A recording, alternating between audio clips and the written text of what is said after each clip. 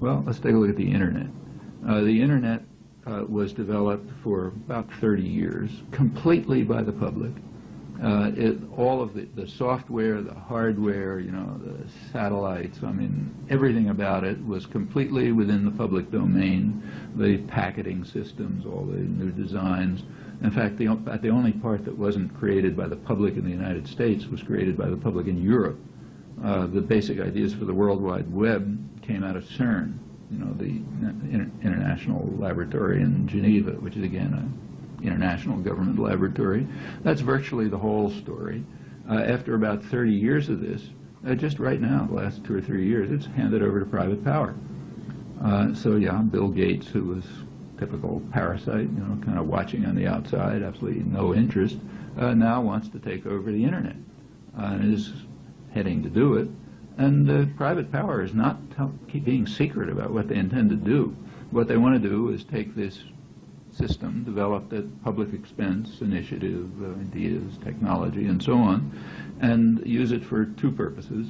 One purpose is for what's called an intranet. That is to carve out big pieces of it, which are simply used for purposes of corporate transactions.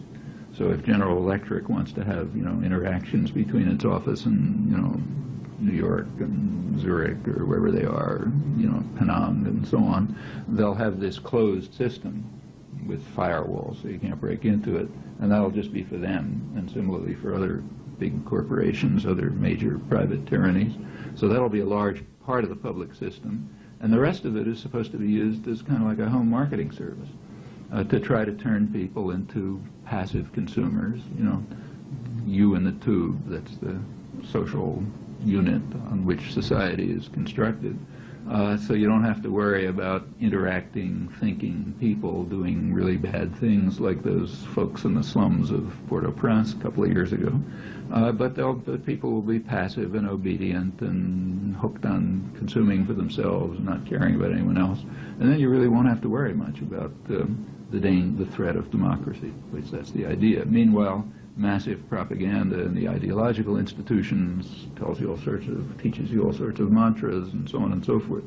That's pretty much the way the story works, I think, at any point where you look at it in detail. So anyhow, my suggestion is take the slogans and look at them, take them apart, see what they actually mean when you look at them in practice. Where do they work? Where don't they work? How do they work? What are the results? I think you find a picture that's very, very different from the conventional one.